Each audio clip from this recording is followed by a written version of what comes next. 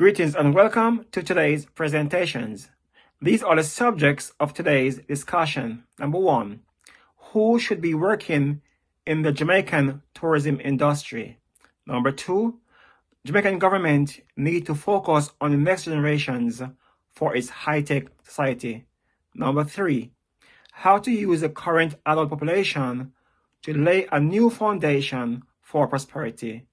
Four and final, how putting 600,000 mature adults in formal employment could add 20% to Jamaica's GDP. Today's topic is Jamaican government needs tourism, employment, and development strategy for mature adult.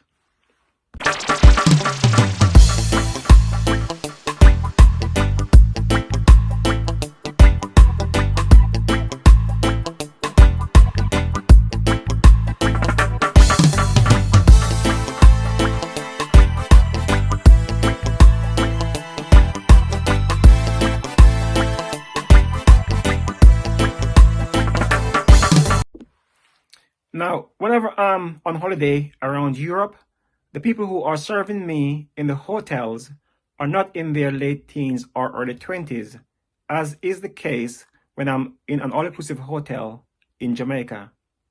Hence, we need more of our mature adults in their 30s up to their 50s to be working in the hotels in Jamaica, instead of sitting home looking after their grandchildren or waiting on remittance money.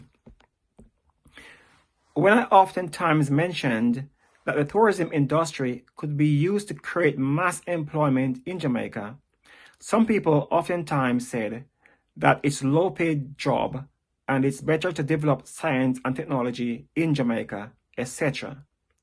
Some goes as far as saying that Jamaica should be making cars, smartphones, and computers to sell to the rest of the world. I oftentimes responded to the above Jamaica high-tech suggestions by saying that now is not the time for pipe dreams or wild imaginations. This is because Jamaica needs to use its current workforce as they are now. To build a country, we can't wait for the next generation before we start to build our infrastructures. We need to do it now. Without a proper foundation, everything else are pipe dreams. For example, Jamaica has got everyone excited about this Jamaica high-tech logistics hub for the past 10 to 15 years, but has gone quiet on the logistics hub over the past 2 years. Anyways, in 2023, Jamaica has slipped 27 places among the list of countries on the World Logistics Hub Index. This is what happens when one tries to build without proper foundation. They went backward, not forward. Like Jamaica has slid on 27 places on the logistics hub since they're boasting about being the fourth logistics node around the world. Anyways, leave that for a bit. Now, my $25 billion tourism expansion program is all about building out Jamaica's infrastructures. Once the infrastructures are in place, then everything else is possible after that. Foreigners are currently waiting to invest in Jamaica tourism industry. We should open our doors wide and take as much investments as possible, as the global situation could easily change next year or the year after, where no one wants to invest in Jamaica anymore. The all-inclusive hotels needs to spread to every parish in Jamaica. Then we build highways, local roads, airports, hospitals, and health centers all across Jamaica, etc. These are the same infrastructures that a logistics hub would need to operate in Jamaica, or a massively increase in our agricultural produce to supply the hotels, or call centers across the country, they will all need to be using the same road networks as well that was built for the hotel industry. Also, all new roads in Jamaica need proper sidewalks. One cannot stress the importance of proper sidewalks enough. Visitors need sidewalks to walk on. When I'm on holiday all over Europe, we have proper sidewalks to walk on. As Jamaica becomes more developed, visitors will be walking to public beaches. We need more visitors staying in locally owned hotels and Airbnb accommodations once the all-inclusive hotels are used to open up all of Jamaica. These visitors will then need to walk from where they are staying to the beach. Visitors don't mind walking 2 or 3 kilometers to the beach. Some will even walk 5 kilometers to the beach just for fun, as I see them do in Portugal and Spain, etc.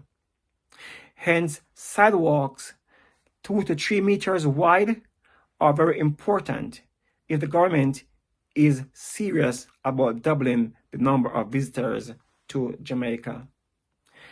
I can't stress enough that the all-inclusive hotels are to be used to develop all of Jamaica. The government does not have enough money to develop Jamaica without the cash from these companies that have more money than the GDP of Jamaica many times over. Putting the all-inclusive hotels in every corners of Jamaica is the quickest way to develop Jamaica.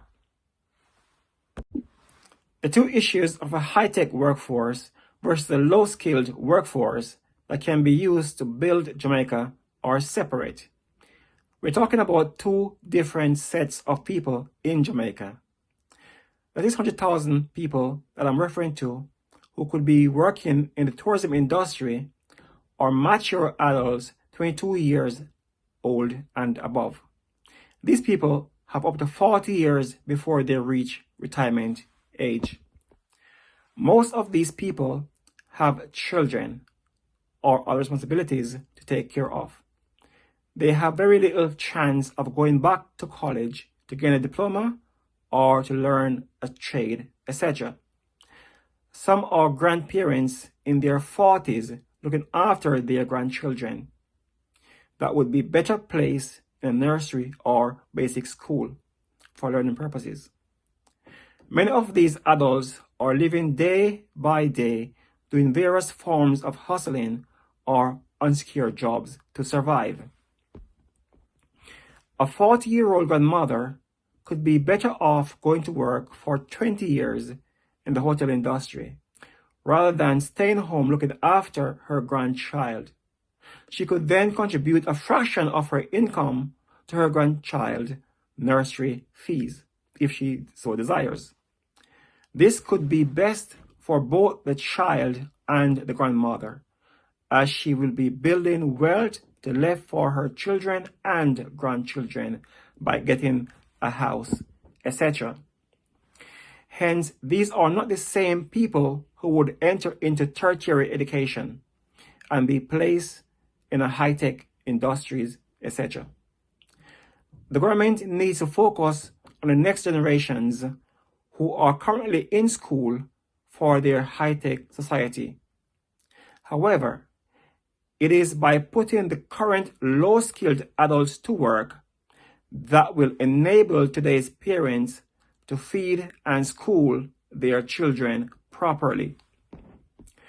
The government should look after these 600,000 people on whose shoulders Jamaica will be developed. There could be as much as 300,000, mostly young men, who could be put to work in the building out phase of my $25 billion tourism expansion program suggestions. Some will be building the hotels while others will be working on the roads, health centers, and other infrastructure programs, etc. Then, when the hotels are completed, another 400,000 of mainly females will join the workforce and start working in hotels, bearing in mind that almost 200,000 people are already working in the hotels industry in Jamaica. These hotel workers should be prioritized for a low-cost housing solution due to the importance role that they will play in doubling Jamaica's economy over the next several years. Putting the above-mentioned 600,000 people to work is very crucial to Jamaica's development. These 600,000 people are currently not in full-time employment and is not contributing much to the country's GDP. Getting these people on a full-time minimum wage job could add up to 20% to Jamaica's GDP in a short space of time. Hence, one should not confuse the 600,000 people who could be working in an expanded hotels industry in Jamaica with those who have choices to take on professional or semi-professional employments, etc. We need all hands on deck in Jamaica. Everyone needs to have access to permanent full-time jobs instead of selling sweets on the streets in Jamaica, etc. This is part 18 of my current theme. Look out for part 19. Thanks for watching this video. To support this channel, please click on the subscribe button, share this video, and leave your comments below.